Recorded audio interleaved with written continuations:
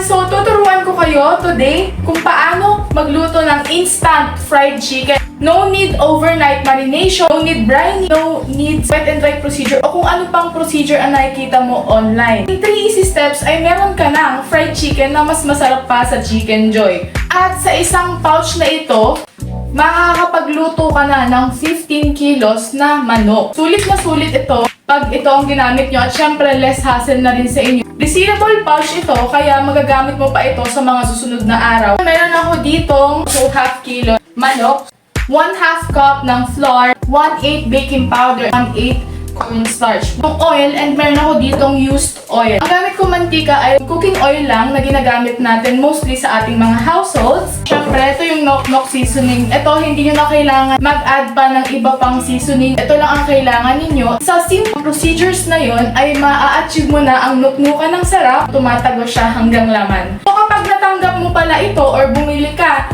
ng isang nok-nok seasoning sa pouch na ito, nakapagluto ka na ng 15 kilos tapos resealable pa siya.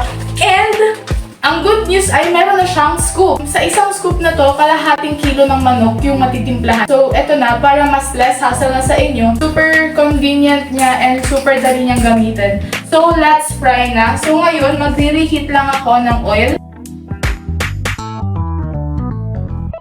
Habang naghihintay tayo para ma-achieve yung init ng mantika, season na tayo. So kunin ko lang yung scoop, then mag-scoop lang ako. Okay, ayan. Then isi-season ko na siya. So, i-mix lang natin siya. Ayan. Mix nyo lang ng mabuti para mag-combine ng maayos yung seasoning sa manok niyo. Okay naman, kailangan natin ng isang malaking bowl para mix yung mga dry ingredients natin. So ito, 1/2 cup flour, 1/8 baking powder, and 1/8 cornstarch. Iko-coat lang natin siya. Yung mix na to, ito yung magbibigay sa kanya ng texture, crispiness. Okay, so ilagay na natin.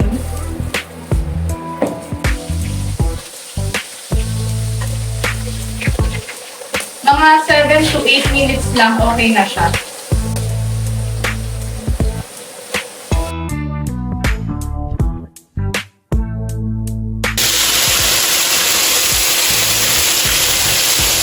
So, kung naaamoy nyo lang ngayon, sobrang bango at sobrang nakakatakam na.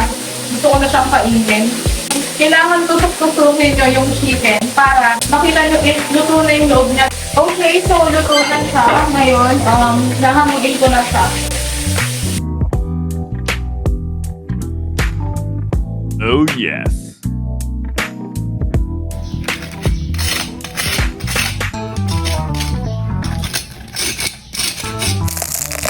Ito na yung nagawa natin. Instant fried chicken gamit yung nok-nok seasoning. Okay, so ngayon titikman ko na siya.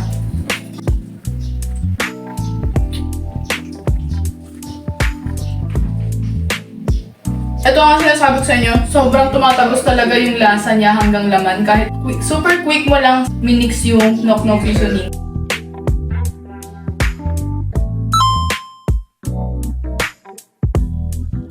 So, available na kami sa Shopee. I-search nyo lang ang nok-nok seasoning or meron kaming ibibigay na link dito sa description or sa comment section.